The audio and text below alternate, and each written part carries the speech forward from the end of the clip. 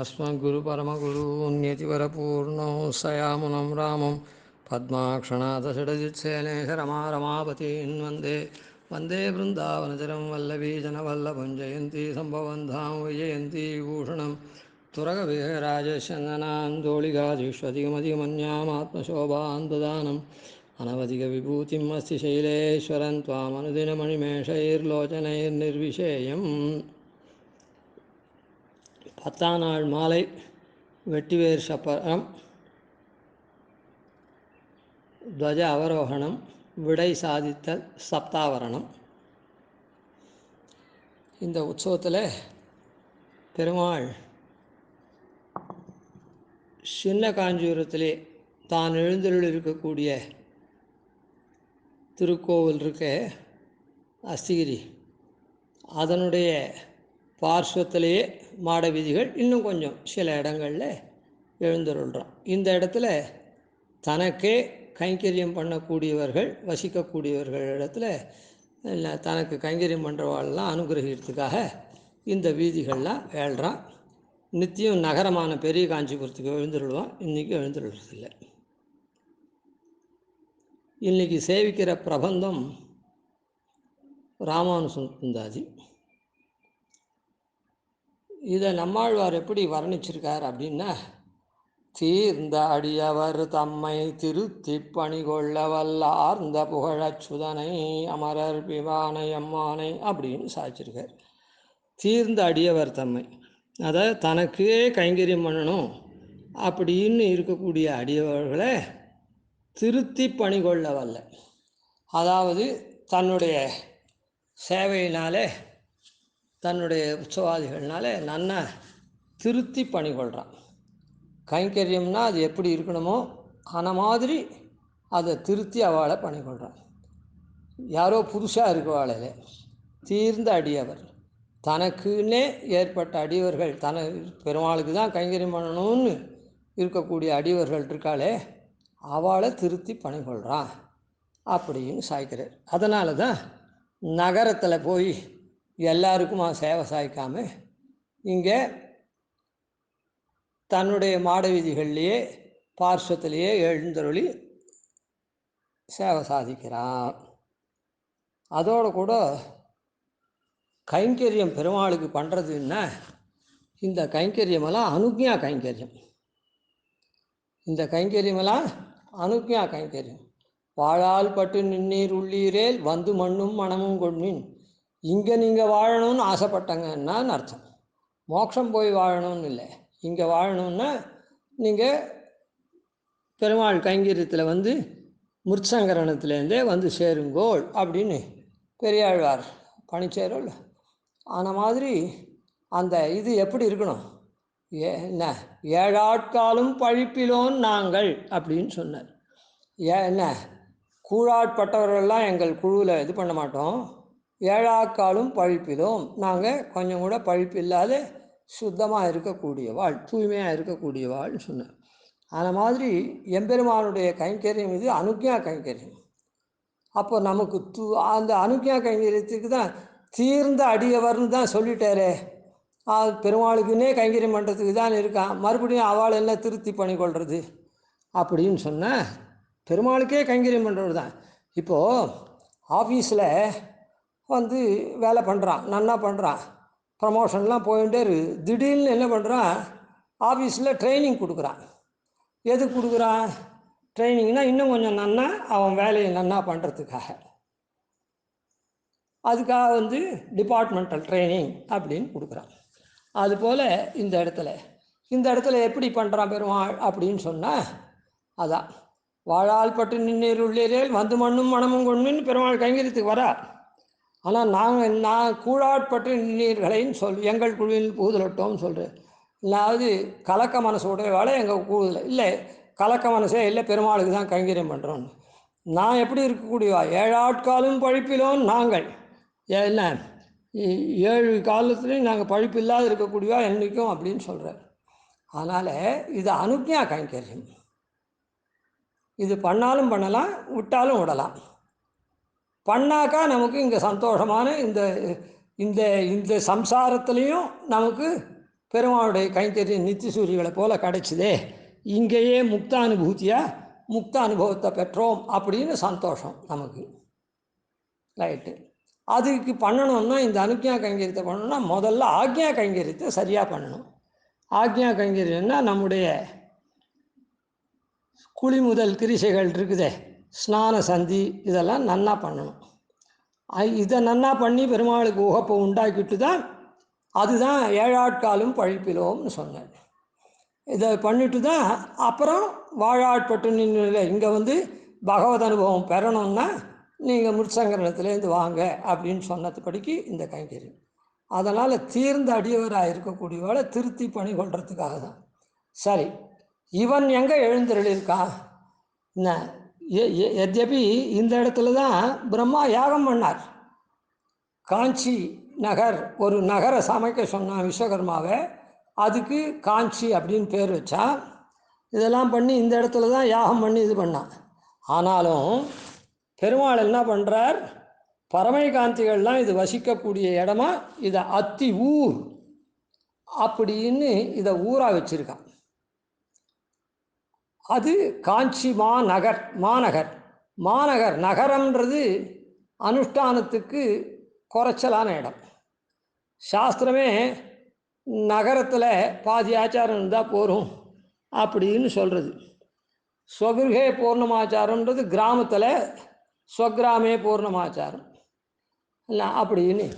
அதனால் பெருமாள் ஞான பிரதத்துவம் பண்ணுற ஆழ்வார் கூட என்ன பண்ணார், அத்தியூரான் அத்தியூரான் புள்ளையூர்வான் அப்படின்னு இவரை வர்ணித்தார். அதே குறுநில மன்னராக இருக்கக்கூடிய இவர் என்ன பண்ணார் அப்படின்னு சொன்னால், வரந்தருமா மணிவண்ணனிடம் மணிமாடங்கள் சூழ்ந்து அழகாய கட்சி அப்படின்னு சொன்னார். அதனால் கட்சின்றது தான் நகரம்னா அனுஷ்டானத்துக்கு கொஞ்சம் குறைச்சலான இடம். அதனால்தான் இது அத்தியூர். அதனால்தான் இந்த நூத்தந்தாதியில் கூட தேவப்பெருமாளை பாடச்சு தென்னத்தியூரர் கழலனை கீழ் காண் தகுதோள் அண்ணல் தென்னத்தியூரர் கழலனை கீழ் அப்படின்னு சொல்கிறார். அது ஊர் தான் அனுஷ்டானத்துக்கு பூர்ணமான அனுஷ்டானத்துக்கு ஏற்ற இடம். ஆன மாதிரி இந்த ஊரில் இருக்கிறவாளையே அனுகிரகிக்கிறதுக்கு, தன்னுடைய கைங்கரிபராளையே அனுகிரகிக்கிறதுக்கு இந்த ஊர்லேயே மாத்திரம் ஏழ்றான். அதனால் இந்த இடத்துல இப்படி பெருமாள் ஏழ்றான். இந்த ராமானுசுந்தாதி இருக்கே,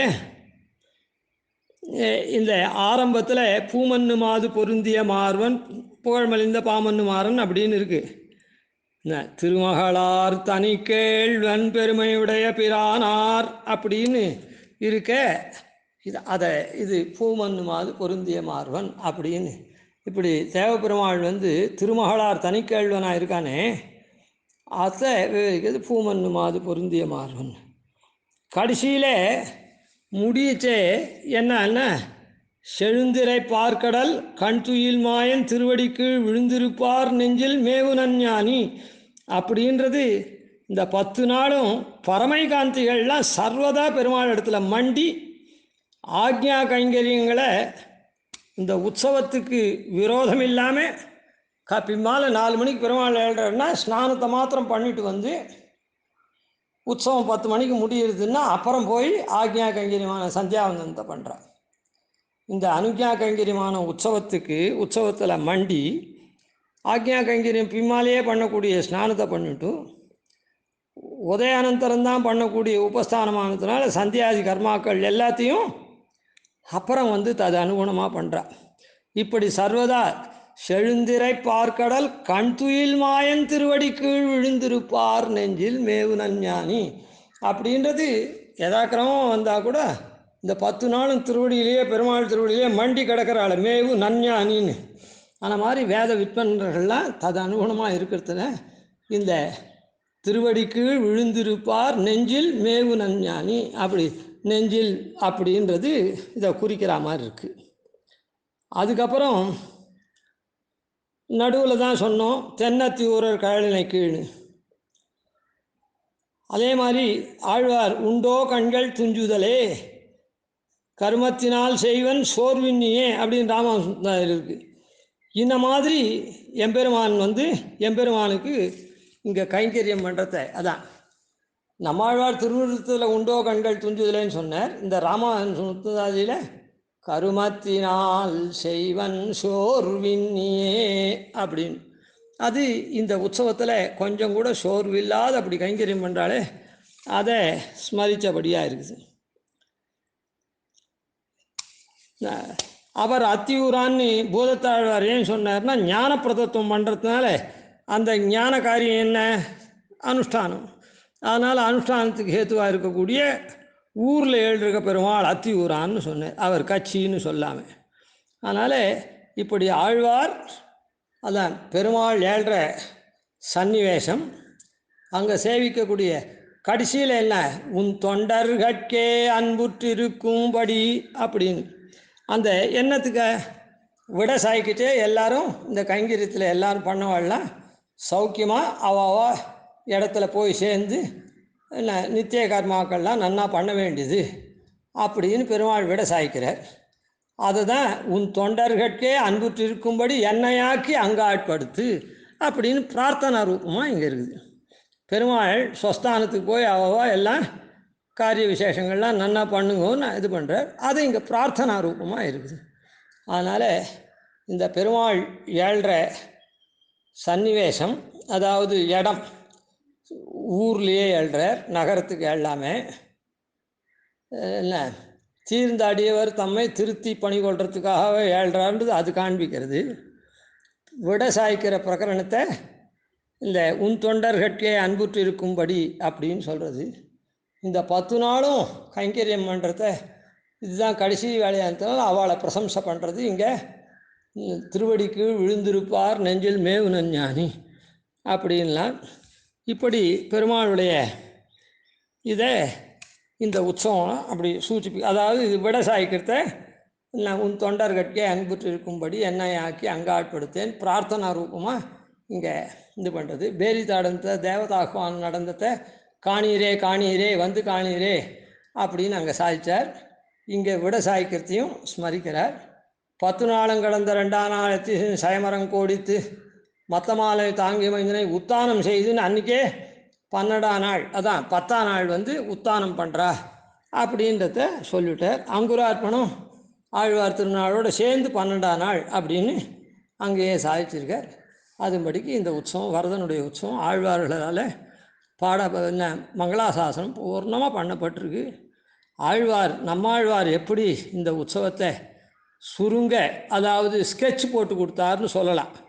ஆனால் ஒரு இது பண்ணி கொடுத்தாரோ அந்த இதில் மற்ற ஆழ்வார்கள்லாம் மற்ற பிரபந்தத்தில் பாடி எல்லாரும் 4000 பாட்டில் அடைவாக வருஷமாக இந்த உற்சவத்தை அனுபவிச்சிருக்கா. அதே மாதிரி அந்தந்த உற்சவத்தில் அவ்வளவு பாசுரங்கள் சேவை பண்ணப்படுறது. இங்கே அதாவது இன்ன காரியத்துக்கு இன்ன மந்திரம், கார்த்தால பிராசன மந்திரம் இது, மத்தியான பிராசன மந்திரம் இது, சாயங்கால பிராசன மந்திரம் இது, கார்த்தால உபஸ்தான மந்திரம் இது, ராத்திரி உபஸ்தான மந்திரம் இது, மத்தியான உபஸ்தான மந்திரம் இதுன்னு ஒவ்வொன்றுத்துக்கும் இருக்கா மாதிரி அதை தான் சொல்கிறோம், மாற்றி சொல்ல மாட்டோம். ஆன மாதிரி இங்கே ஆழ்வார்கள் அந்தந்த உற்சவத்தை பாடினபடிக்கு அந்தந்த உற்சவத்துக்கு அந்தந்த பிரபந்தங்கள் சேவிக்கப்படுறது. இந்த மாதிரி பாக்கியத்தை பெற்ற இந்த தொண்டமண்டல வேதியருக்கு தான் இந்த மாதிரி ஒரு பாக்கியம். ஏன்னா இந்த உற்சவத்தை தான் அவர் இந்த மாதிரி பாடியிருக்கார். அதனால் இந்த உற்சவத்தை இந்த ஊரில் பெருமாளுக்கு கைங்கரியம் பண்ணுறவா தான் அந்த மாதிரி பண்ணுறா.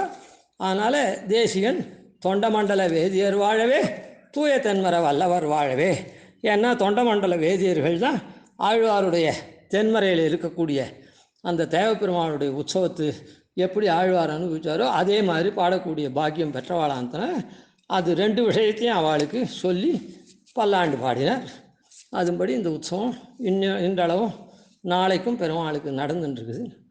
எல்லோரும் இந்த உற்சவத்தை சேவித்து எம்பெருமானுடைய அனுகிரகத்தை பெறணும், எப்பவும் பெறணும், எப்பவும் மனசில் வச்சுக்கணும். ஏன்னா ஆழ்வார்கள்லாம் அப்படி ஆழ்ந்திருக்கா, இந்த உற்சவத்தில் ஆழங்கால் பட்டிருக்கா. எல்லாரும் பெருமாளுடைய அனுகிரகத்தை பெற்று சகல க்ஷேமமாக இருக்கு. கவிதார்க்கே சிம்ஹாய கல்யாண குணசாலினே ஸ்ரீமதே வெங்கடேஷாய வேதாந்த குரவே நமः. ஜீவன் ஷடகோபாதீன் यतिवर्यान् भजे निशं श्रीरङ्गपूरुषडित्यधीशानपदाश्रीं श्रीवत्संसलकं वन्दे श्रीकृष्णदेशिकम्